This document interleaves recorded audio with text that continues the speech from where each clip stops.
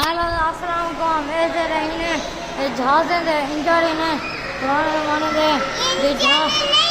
हाँ इंजन हाँ इधर देखो ये इंजन है ना पुराने हाँ इंजन हाँ ठीक है और इधर देखो और डलना पड़े ओ यार ये नहीं करना कहाँ ये इंजन पता नहीं क्या है ये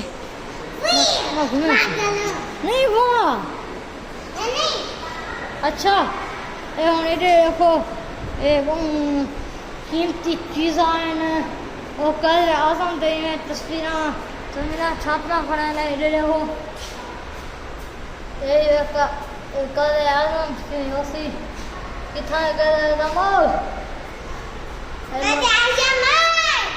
ये देखो अच्छे खूबसूरत नज़ारे हैं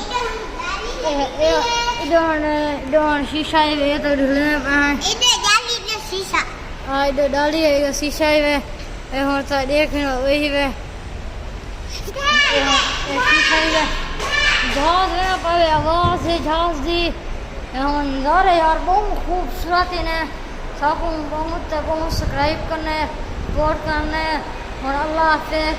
तो आपको जाता वे ब्लॉग तो मिलूँ इंशाअल्लाह। अल्लाह हाफ़िज़।